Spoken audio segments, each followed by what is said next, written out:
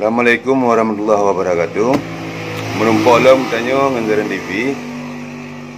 Kalinya tanya nak bahas bacut tentang perkara yang kaji pejak li anak-anak tanya, iaitu anak-anak mahasiswa. Jadi dalam halnya long pribadi selaku mantan kombatan sangatlah mendukung udah mentang aspirasi yang kai pejak li anak-anak tanya, iaitu li anak-anak mahasiswa.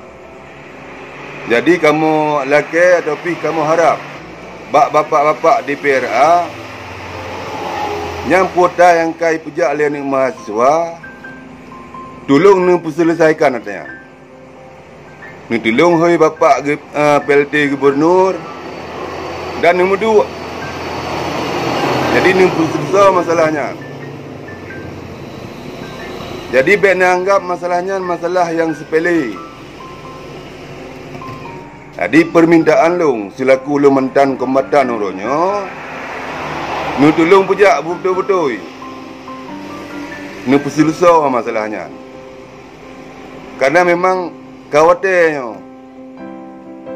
Jadi segala terjadi hal-hal yang hana kita inginkan, nu tolong perselesaikan.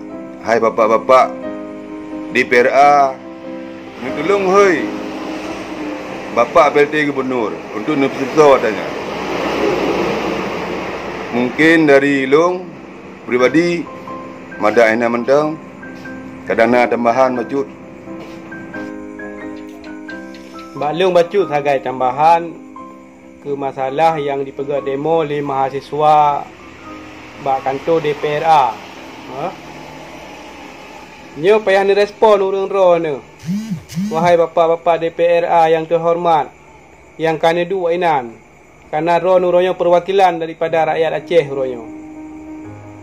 Ni mohoi PLT gubernur, ni yo bertanggungjawab apa yang kali sampaikan oleh mahasiswa katanya. Karena apa kon menyanyian hana ni respon, takut-takut sehingga kejadian yang hana katanya inginkan dibedah du mahasiswa sehingga. Asyolom katanya sehingga. Oleh yang kepada roh bapak PLT yang kamu hormati, ya. Ni tolong rohnya. Ni semikir rohnya.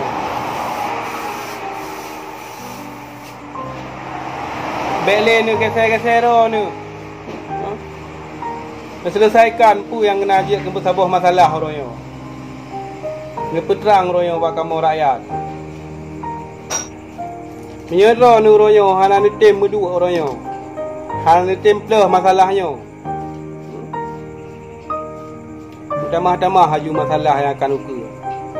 Kenapa kon? Karena orang rakyat masyarakat cukup hek ke kak? Cukup jerah ke kak? Bele ni pengut-pengut le urun-ro ni. Urun-ro ni dua kenan.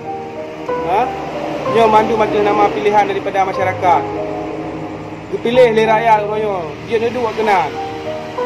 Jadi orang perlu semikir ke rakyat orang. Baik bangka senang roh ni nang kaji ke rakyat hana penemuan royo. Panjang sini nak fikir lom ke rakyat tengok. Yang pu yang kan buat royo, pu yang kan yang kan pejak royo. Mandum tengok payah nak bertanggungjawab. Nyan benar semikir le urun roh ni yang kana nan dia tu.